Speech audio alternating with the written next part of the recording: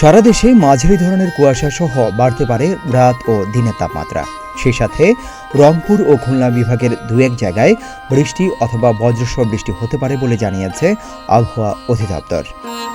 পূর্বাভাসে আরও বলা হয়েছে, আগামী 24 ঘন্টায় রংপুর ও খুলনা বিভাগের দু এক জায়গায় বৃষ্টি অথবা বজ্রসহ বৃষ্টি হতে পারে। এছাড়া দেশের অন্যত্র অস্থায়ীভাবে আংশিক মেঘলা আকাশসহ আবহাওয়া প্রধানত শুষ্ক থাকতে পারে। তবে শেষ রাত থেকে ভোর পর্যন্ত সারা দেশে হালকা থেকে মাঝারি ধরনের কুয়াশা পড়তে পারে। সেই সঙ্গে সারা দেশে রাত এবং দিনের তাপমাত্রা সামান্য বাড়তে পারে।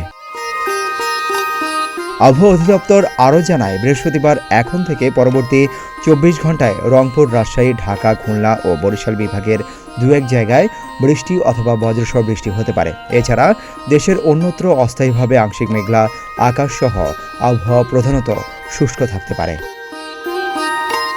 তবে শেষ রাত থেকে ভোর পর্যন্ত সারা দেশে হালকা থেকে মাঝারি ধরনের কুয়াশা পড়তে পারে।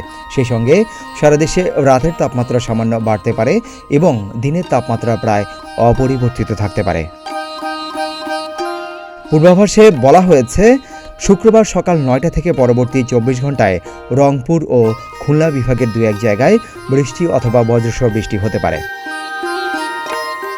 এছাড়া দেশের অন্যত্র অস্থায়ীভাবে আংশিক মেঘলা আকাশসহ আবহাওয়া প্রধানত শুষ্ক থাকতে পারে। তবে শেষ রাত থেকে ভোর পর্যন্ত সারা দেশে হালকা থেকে মাঝারি ধরনের কুয়াশা পড়তে পারে। সে সঙ্গে সারা দেশে রাত এবং দিনের তাপমাত্রা প্রায় অপরিবর্তিত থাকতে পারে।